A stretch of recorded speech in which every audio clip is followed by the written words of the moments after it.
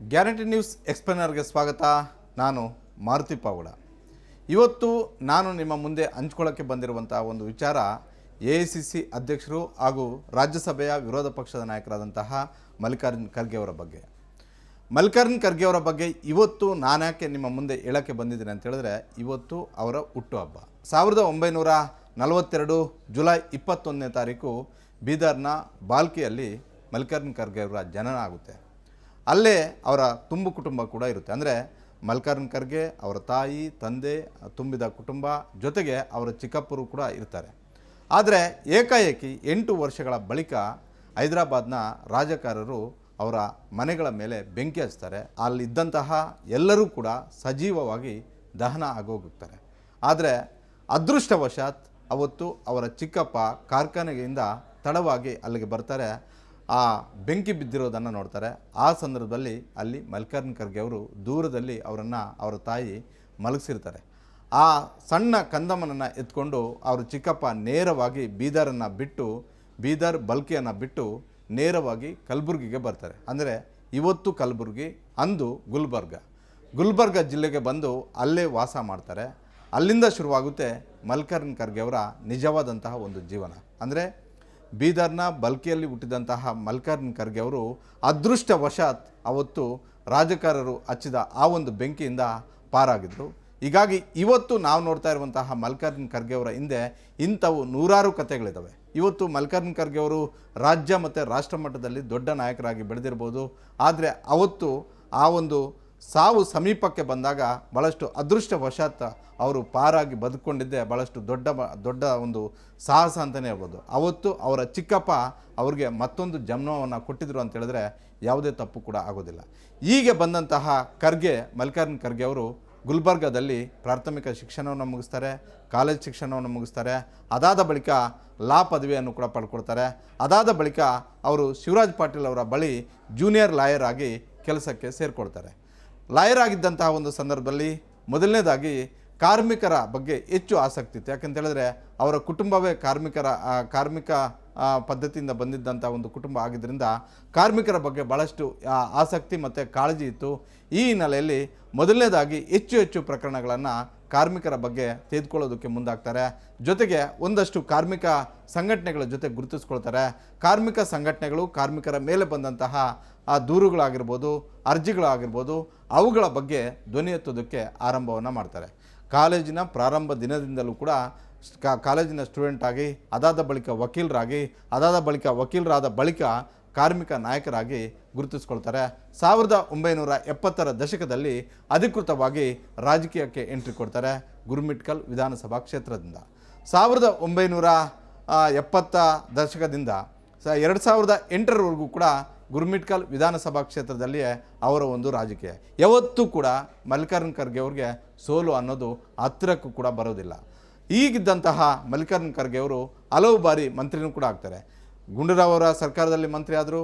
ಅದೇ ರೀತಿ ಬಂಗಾರಪ್ಪ ಅವರ ಸರ್ಕಾರದಲ್ಲೂ ಕೂಡ ಮಂತ್ರಿ ಆದರು. ಜೊತೆಗೆ ಎಸ್ ಎಂ ಕೃಷ್ಣ ಅವರ ಸರ್ಕಾರದಲ್ಲಿ ಪ್ರಭಾವಿ ಮಂತ್ರಿ ಆದರು. ಅದರಲ್ಲೂ ಎಸ್ ಎಂ ಕೃಷ್ಣ ಅವರ ಕಾಲದಲ್ಲಿ ಉಪಮುಖ್ಯಮಂತ್ರಿ ಆಗಬೇಕು ಅನ್ನುವಂಥ ಒಂದು ಚರ್ಚೆ ಇತ್ತು. ಆದರೆ ಅವತ್ತು ಆಗಲಿಲ್ಲ. ಆದರೆ ಗೃಹ ಸಚಿವರಾಗಿ, ಅದರಲ್ಲೂ ಎಸ್ ಎಂ ಕೃಷ್ಣ ಅವರ ಅವಧಿಯಲ್ಲಿ ಗೃಹ ಸಚಿವರಾಗಿ ನಿಭಾಯಿಸಿದ್ದೇ ಒಂದು ದೊಡ್ಡ ಸಾಧನೆ ಅಂತ ಹೇಳ್ಬೋದು. ವೀರಪ್ಪನವರು ರಾಜ್ಕುಮಾರ್ ಅವರನ್ನು ಕಿಡ್ನಾಪ್ ಮಾಡಿದರು. ಸುಮಾರು 108 ದಿನಗಳ ಕಾಲ ಅರಣ್ಯದಲ್ಲಿ ಇಟ್ಕೊಂಡು ಸರ್ಕಾರವನ್ನು ಬ್ಲಾಕ್ ಮೇಲ್ ಮಾಡುವಂಥ ಒಂದು ಕೆಲಸ ವೀರಪ್ಪನವರು ಮಾಡಿದರು. ವೀರಪ್ಪನ್ ಈ ರೀತಿ ರಾತ್ರೋರಾತ್ರಿ ರಾಜ್ಕುಮಾರ್ ಅವರನ್ನು ಕಿಡ್ನಾಪ್ ಮಾಡ್ಕೊಂಡು ಹೋದಾಗ ಇವತ್ತು ಇದ್ದಂತಹ ರಾಜಕಾರಣಗಳಾಗಿದ್ದರೆ ಅವತ್ತು ರಾಜ್ಕುಮಾರ್ ಅವರು ಸಜೀವವಾಗಿ ನಮ್ಮ ಮುಂದೆ ಬರ್ತಿರೋದಕ್ಕೆ ಸಾಧ್ಯವೇ ಇರಲಿಲ್ಲ. ಆದರೆ ಆ ಪ್ರಕರಣವನ್ನು ಒಬ್ಬ ಗೃಹ ಸಚಿವರಾಗಿ ಭಾಳಷ್ಟು ನಾಜೂಕಾಗಿ ನಿರ್ವಹಿಸಿದ್ರು ಅಂತಲೇ ಹೇಳ್ಬೋದು. ಹೀಗಾಗಿ 100 ದಿನಗಳ ಕಳೆದ ಬಳಿಕ ಅವರನ್ನು ಮತ್ತೆ ಕರ್ಕೊಂಡು ಬರೋದಕ್ಕೆ ಮಲ್ಲಿಕಾರ್ಜುನ್ ಖರ್ಗೆ ಅವರ ಪಾತ್ರ ಭಾಳಷ್ಟು ದೊಡ್ಡದಿತ್ತು. ಯಾಕಂತೇಳಿದ್ರೆ ಒಬ್ಬ ಗೃಹ ಸಚಿವರಾಗಿ ಯಾವ ವಿಚಾರವನ್ನು ಮಾಧ್ಯಮಗಳಿಗೆ ಕೊಡಬೇಕು, ಯಾವ ವಿಚಾರಗಳನ್ನು ಸಾರ್ವಜನಿಕರಿಗೆ ಕೊಡಬೇಕು ಅನ್ನೋದು ಭಾಳಷ್ಟು ಚೆನ್ನಾಗಿ ಮಲ್ಲಿಕಾರ್ಜುನ್ ಖರ್ಗೆ ಅವರಿಗೆ ಗೊತ್ತಿತ್ತು. ಆ ಹಿಂದೆ ಹಲವು ಬಾರಿ ಬೇರೆ ಇಲಾಖೆಗಳನ್ನು ನಿಭಾಯಿಸಿದಂತಹ ಅನುಭವ ಕೂಡ ಇತ್ತು. ಈ ಹಿನ್ನೆಲೆಯಲ್ಲೇ ರಾಜ್ಕುಮಾರ್ ಅವರನ್ನು ಕಿಡ್ನಾಪ್ ಮಾಡಿದಂಥ ಒಂದು ಸಂದರ್ಭದಲ್ಲಿ ವಿರೋಧ ಪಕ್ಷದವರು ಏನೇ ಮಾತನಾಡಿದ್ರು ಕೂಡ ಯಾವುದೇ ಪ್ರವೋಕ್ ಆಗದೆ, ಮಾಧ್ಯಮದವರು ಏನೇ ಪ್ರಶ್ನೆಗಳನ್ನು ಕೇಳಿದ್ರು ಕೂಡ ಯಾವುದೇ ಪ್ರವೋಕ್ ಆಗದೆ ಏನು ವಿಷಯಗಳನ್ನು ತಿಳಿಸಬೇಕಾಗಿತ್ತೋ ಅಷ್ಟು ಮಾತ್ರ ಹೇಳಿ, ಒಂದು ಕಡೆ ರಾಜ್ಕುಮಾರ್ ಅವರ ಕುಟುಂಬಕ್ಕೆ ಧೈರ್ಯ ತುಂಬುವಂಥದ್ದು, ಮತ್ತೊಂದು ಕಡೆ ರಾಜ್ಯದ ಜನರಿಗೆ ಸರ್ಕಾರ ಯಾವ ಕ್ರಮಗಳನ್ನು ಕೈಗೊಳ್ತಾ ಇದೆ, ರಾಜ್ಕುಮಾರ್ ಅವರನ್ನು ವಾಪಸ್ ಕರ್ಕೊಂಡು ಬರೋದಕ್ಕೆ ಏನೆಲ್ಲ ಪ್ರಯತ್ನಗಳನ್ನು ಮಾಡ್ತಾ ಇದ್ದೀವಿ, ಈ ಎಲ್ಲ ವಿಚಾರಗಳನ್ನು ಅವತ್ತು ಒಬ್ಬ ಗೃಹ ಸಚಿವರಾಗಿ ಯಶಸ್ವಿಯಾಗಿ ನಡೆಸಿದ್ರು.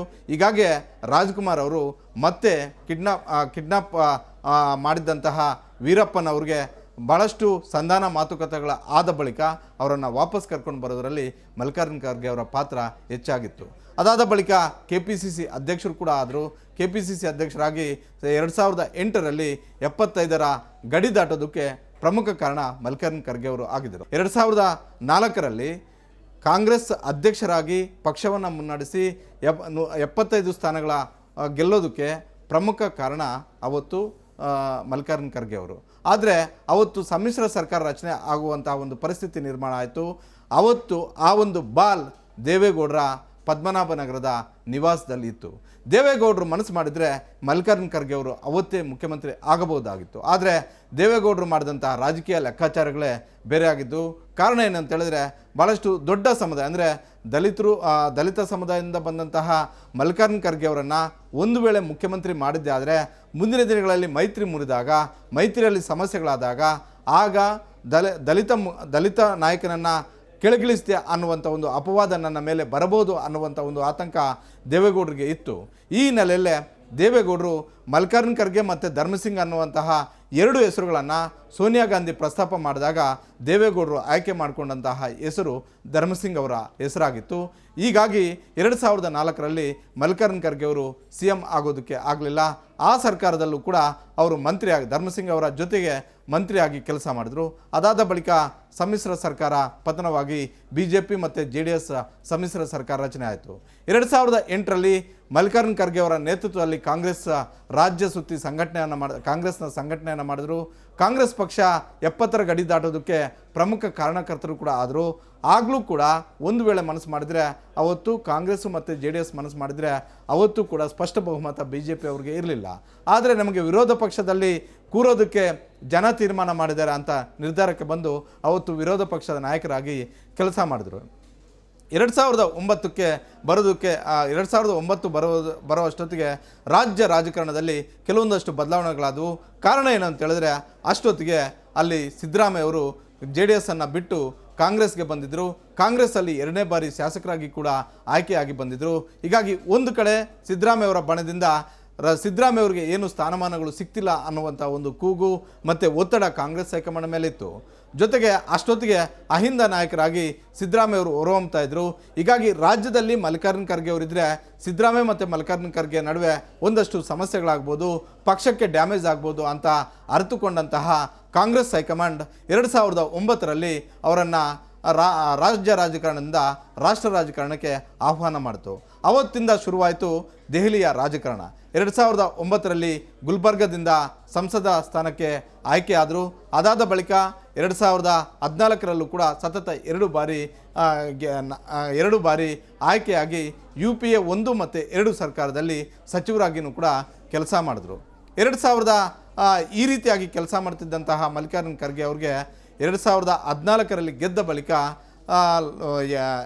ಪ್ರಧಾನಿ ನರೇಂದ್ರ ಮೋದಿಯವರ ನೇತೃತ್ವದ ಸರ್ಕಾರ ಬಂದ ಬಳಿಕ ಕಾಂಗ್ರೆಸ್ಗೆ ಅಲ್ಲಿ ವಿರೋಧ ಪಕ್ಷದ ಸ್ಥಾನವೂ ಕೂಡ ಇರಲಿಲ್ಲ. ಆದರೆ ಕಾಂಗ್ರೆಸ್ ಶಾಸಕಾಂಗ ಪಕ್ಷದ ನಾಯಕನಾಗಿ ಮಲ್ಲಿಕಾರ್ಜುನ ಖರ್ಗೆ ಅವರನ್ನು ಆಯ್ಕೆ ಮಾಡಿಕೊಂಡ್ರು.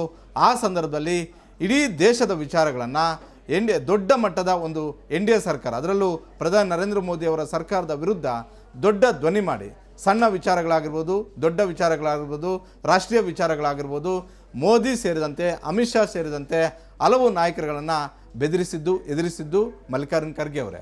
ತಮ್ಮ ಒಂದು ವಾಕ್ಚಾತುರ್ಯ ಆಗಿರ್ಬೋದು, ತಮಗೆ ಇದ್ದಂಥ ಅನುಭವ ಆಗಿರ್ಬೋದು, ಹಲವು ವಿಚಾರಗಳಲ್ಲಿ BJPಯ ಅಷ್ಟು ದೊಡ್ಡ ಸರ್ಕಾರ ಮಲ್ಲಿಕಾರ್ಜುನ ಖರ್ಗೆ ಅವರ ಮುಂದೆ ಹಲವು ಬಾರಿ ಶರಣಾಗಿದ್ದು ಕೂಡ ನಾವು ನೋಡಿದ್ದೀವಿ. ಯಾಕಂತ ಹೇಳಿದ್ರೆ ಹಲವು ವಿಚಾರಗಳನ್ನು ಹೇಳ್ತಾ ಇದ್ರು.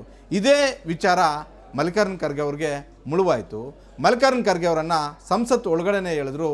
ಗರ್ಜಿಸುವಂಥ ಒಂದು ಸಂದರ್ಭದಲ್ಲಿ ನೇರವಾಗಿ ಪ್ರಧಾನಿ ನರೇಂದ್ರ ಮೋದಿ ಅವರು ಹೇಳಿದರು, ಖರ್ಗೆಜಿ 2019ರ ಚುನಾವಣೆಯಲ್ಲಿ ನೀವು ಗೆಲ್ಲೋದನ್ನು ನೋಡಿ ಅನ್ನುವಂಥದ್ದನ್ನು ಹೇಳಿದರು. ಅವತ್ತೇ ಅದು ಒಂದು ರೀತಿ ಎಚ್ಚರಿಕೆಯ ಸಂದೇಶವೂ ಕೂಡ ಮಲ್ಲಿಕಾರ್ಜುನ ಖರ್ಗೆ ಅವ್ರಿಗೆ ಆಗಿತ್ತು. ಆದರೆ 11 ಬಾರಿ ಗೆಲ್ಲಿಸಿದ್ದಂತಹ ಜನ ನನ್ನನ್ನು 2019ರಲ್ಲಿ ಯಾವುದೇ ಕಾರಣಕ್ಕೆ ಕೈ ಬಿಡೋದಿಲ್ಲ ಅನ್ನುವಂಥ ಒಂದು ಲೆಕ್ಕಾಚಾರ ಮಲ್ಲಿಕಾರ್ಜುನ ಖರ್ಗೆ ಅವ್ರಿಗೆ ಇತ್ತು.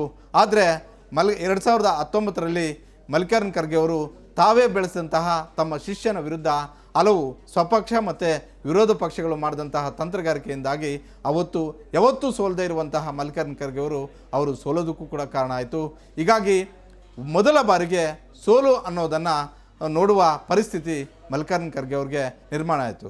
ಇದನ್ನು ಬಿಟ್ಟರೆ ಮಲ್ಲಿಕಾರ್ಜುನ ಖರ್ಗೆ ಅವರು ರಾಜಕೀಯವಾಗಿ ಒಬ್ಬ ಪಕ್ಷದ ನಿಷ್ಠಾವಂತ ನಾಯಕನಾಗಿ ಕಾಂಗ್ರೆಸ್ ಹೈಕಮಾಂಡ್ಗಾಗಿರ್ಬೋದು, ಕಾಂಗ್ರೆಸ್ನ ತತ್ವ ಸಿದ್ಧಾಂತಗಳಿಗಾಗಿರ್ಬೋದು ಅವರು ಯಾವತ್ತೂ ರಾಜಿ ಆದಂಥವರಲ್ಲ. ಅವರು ಬಯಸಿದರೆ ಯಾವತ್ತೋ ಮುಖ್ಯಮಂತ್ರಿ ಆಗ್ಬೋದಾಗಿತ್ತು. ಅದು 2004ರ ಧರ್ಮಸಿಂಗ್ ಆದಂಥ ಅವಧಿ ಆಗಿರ್ಬೋದು. ಅದೇ ರೀತಿ 99ರಲ್ಲಿ ಏನು ಇನ್ನು 6 ತಿಂಗಳು ಇರಬೇಕಾದ್ರೆ SM ಕೃಷ್ಣ ಅವರಿಗೆ KPCC ಅಧ್ಯಕ್ಷ ಗಾದಿಯನ್ನು ಬಿಟ್ಕೊಡೋದು ಅಷ್ಟು ಸುಲಭದ ಮಾತೇನು ಆಗಿರಲಿಲ್ಲ. ಆದರೆ ಕಾಂಗ್ರೆಸ್ ಹೈಕಮಾಂಡ್ ಸೂಚನೆಯಂತೆ ಅವತ್ತು SM ಕೃಷ್ಣ ಅವ್ರಿಗೆ ದಾನ ಮಾಡಿದ್ರು, 2004ರಲ್ಲಿ ಧರ್ಮಸಿಂಗ್ ಅವ್ರಿಗೆ ದಾನ ಮಾಡಿದ್ರು.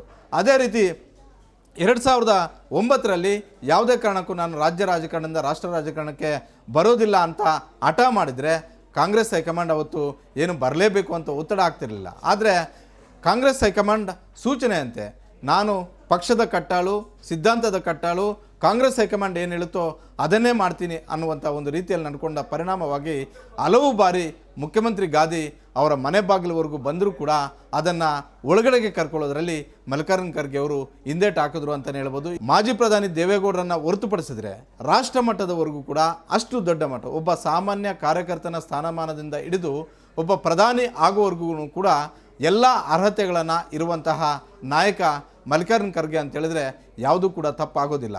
ಮೊನ್ನೆ ನಡೆದಂತಹ 2024ರ ಲೋಕಸಭಾ ಚುನಾವಣೆ ಸಂದರ್ಭದಲ್ಲೂ ಕೂಡ ಇಂಡಿ ಒಕ್ಕೂಟ ಪ್ರಧಾನಿ ಹುದ್ದೆಗೆ ಮಲ್ಲಿಕಾರ್ಜುನ ಖರ್ಗೆ ಅವರ ಹೆಸರನ್ನು ಪ್ರಸ್ತಾಪ ಮಾಡಿತ್ತು. ಆದರೆ ಹಲವು ನಾಯಕರುಗಳ ವಿರೋಧದಿಂದಾಗಿ ಅವತ್ತು ಮಲ್ಲಿಕಾರ್ಜುನ ಖರ್ಗೆ ಅವರ ಹೆಸರು ಅಂತಿಮ ಆಗಲಿಲ್ಲ. ಅದರಲ್ಲಿ ಪಶ್ಚಿಮ ಬಂಗಾಳದ ಮುಖ್ಯಮಂತ್ರಿ ಮಮತಾ ಬ್ಯಾನರ್ಜಿ ಅವರು ಇವರ ಹೆಸರಿಗೆ ಪಟ್ಟಿಡಿದ್ರು. ಲಾಲು ಇದಕ್ಕೆ ವಿರೋಧವನ್ನು ಮಾಡಿದ್ರು, ನಿತೀಶ್ ವಿರೋಧ ಮಾಡಿದ್ರು. ಅದಾದ ಬಳಿಕವೇ ನಿತೀಶ್ ಈ ಸಂಘವನ್ನು ಬಿಟ್ಟು BJP ಸಂಘವನ್ನು ಸೇರಿಕೊಂಡ್ರು. ಹೀಗಾಗಿ ಅವತ್ತಿಗೂ ಕೂಡ AICC ಅಧ್ಯಕ್ಷರಾಗಿ ಪಕ್ಷವನ್ನು ಮುನ್ನಡೆಸಿದಂಥ ಒಂದು ಕೆಲಸ ಮಲ್ಲಿಕಾರ್ಜುನ ಖರ್ಗೆ ಅವ್ರಿಗಾಗುತ್ತೆ.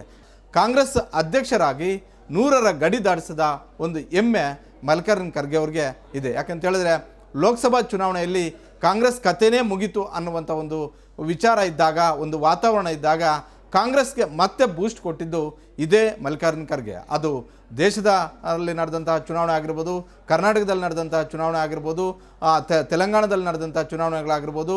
ಕಾಂಗ್ರೆಸ್ AICC ಅಧ್ಯಕ್ಷರ ಆದ ಬಳಿಕ ಮಲ್ಲಿಕಾರ್ಜುನ ಖರ್ಗೆ ಅವರು ಅಧ್ಯಕ್ಷರಾದ ಬಳಿಕ ಹಲವು ಚುನಾವಣೆಗಳನ್ನು ಗೆಲ್ಲಿಸಿದಂತಹ ಒಂದು ಕೀರ್ತಿ ಮಲ್ಲಿಕಾರ್ಜುನ ಖರ್ಗೆ ಅವ್ರಿಗೆ ಸೇರುತ್ತೆ. ಹೀಗಾಗಿ ಮಲ್ಲಿಕಾರ್ಜುನ ಖರ್ಗೆ ಅವರನ್ನು ಇವತ್ತು ನಾವು ದೊಡ್ಡ ಮಟ್ಟದ ಸ್ಥಾನದಲ್ಲಿ ನೋಡ್ತಿದ್ರು ಕೂಡ ಅವ್ರಿಗೆ ಯಾವತ್ತೂ ಕೂಡ ಅಮ್ಮು ಬಿಮ್ಮು ಇವ್ಯಾವುದೂ ಇಲ್ಲ. ಯಾಕಂತ ಹೇಳಿದ್ರೆ ರಾಜಕಾರಣದಲ್ಲಿ ಅವರು ಎಲ್ಲವನ್ನೂ ಕೂಡ ಅನುಭವಿಸಿದ್ದಾರೆ. ಅದೇ ರೀತಿ ಸಂಕಷ್ಟಗಳು ಬಂದಿದ್ದಾವೆ, ರಾಜಕಾರಣದ ಉತ್ತುನ್ನತ ಶಿಖರವನ್ನು ಕೂಡ ನೋಡಿದ್ದಾರೆ. ಆದರೆ ಅದೇ ರೀತಿ ಒಂದು ಸಣ್ಣ ದಲಿತ ಸಮುದಾಯದಲ್ಲಿ ಹುಟ್ಟಿ ಕುಟುಂಬದ ಸಮಸ್ಯೆಗಳನ್ನು ಕೂಡ ಅರಿತಿದ್ದಾರೆ. ಹೀಗಾಗಿ ಯಾವತ್ತು ಅಧಿಕಾರ ಬಂದಾಗ ಇಗ್ಲಿಲ್ಲ, ಅಧಿಕಾರ ಕಳ್ಕೊಂಡಾಗ ಕುಗ್ಗಲಿಲ್ಲ. ಈ ಹಿನ್ನೆಲೆಯಲ್ಲಿ ಇವತ್ತಿನ ಅವರ ಜನ್ಮದಿನ 84ನೇ ಜನ್ಮದಿನ ಆಗಿರೋದ್ರಿಂದ ಈ ಒಂದು ವಿಡಿಯೋವನ್ನು ನಾನು ನಿಮಗೆ ತೋರಿಸ್ತಾ ಇರುವಂಥದ್ದು. ಗ್ಯಾರಂಟಿ ನ್ಯೂಸ್, ಸುದ್ದಿ ಖಚಿತ, ನ್ಯಾಯ ನಿಶ್ಚಿತ.